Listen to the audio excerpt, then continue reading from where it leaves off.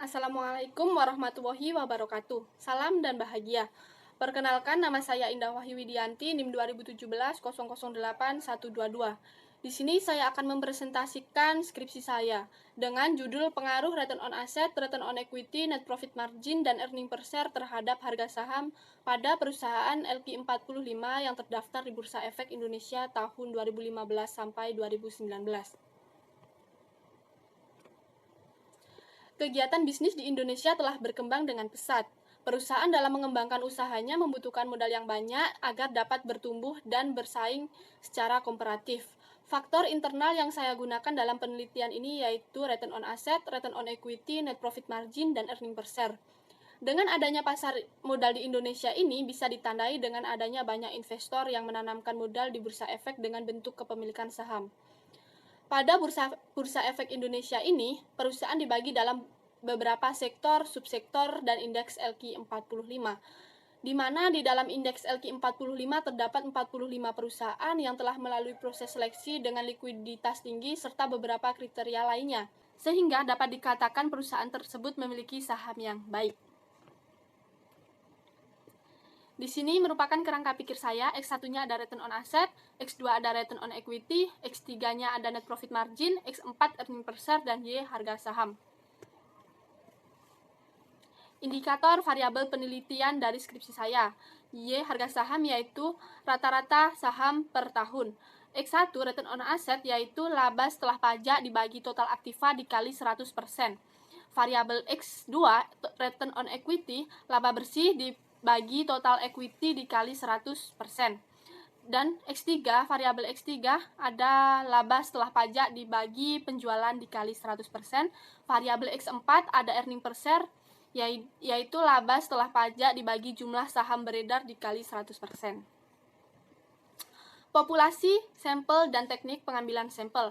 Dalam populasi penelitian ini, perusahaan LQ45 yang terdaftar pada Bursa Efek Indonesia sampai periode 2015 sampai 2019, terkecuali perusahaan yang selama kurun waktu tersebut keluar masuk itu tidak disertakan.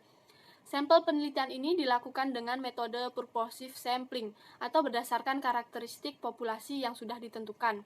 Kriteria perusahaan yang dijadikan sampel dalam penelitian ini yaitu sebagai berikut. 1. Perusahaan yang bergabung pada LQ45 yang terdaftar di Bursa Efek Indonesia periode 2015 sampai 2019.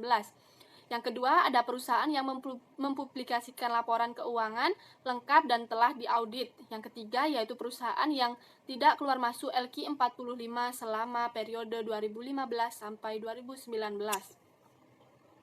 Metode penelitian, uji asumsi klasik, uji normalitas, uji multikoleritas, uji heterokedastisitas, uji autokorelasi, analisis linear berganda, dan uji hipotesis. Ada uji koefisien determinasi atau R2, uji signifikasi simultan atau uji F, uji signifikasi parameter atau uji statistik T.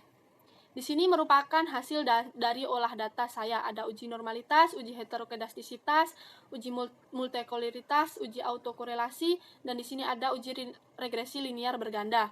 Dan uji koefisien determinasi R2, uji signifikan atau uji T, dan uji statistik F. Kesimpulan dari skripsi saya yaitu bahwa return on asset berpengaruh positif dan signifikan terhadap harga saham dengan nilai beta 0,2291 dan signifikasinya 0,019. Yang kedua, return on equity berpengaruh positif dan tidak signifikan terhadap harga saham dengan nilai beta 0,130 dan signifikasi 0,357. Net profit margin berpengaruh positif dan signifikan terhadap harga saham dengan nilai beta 0,363 dan signifikan 0,011. Yang keempat yaitu earning per share berpengaruh negatif dan tidak signifikan terhadap harga saham dan nilai beta minus 0,004 dan signifikasinya 0,970. Dari hasil uji secara simultan atau nilai F hitung 3,790 dan tingkat signifikasi dari nilai F adalah sebesar 0,008, karena tingkat signifikasi lebih kecil dari 0,05%, maka dapat disimpulkan bahwa variabel return on asset, return on equity, net profit margin, dan earning per share berpengaruh signifikan dan simultan terhadap harga saham.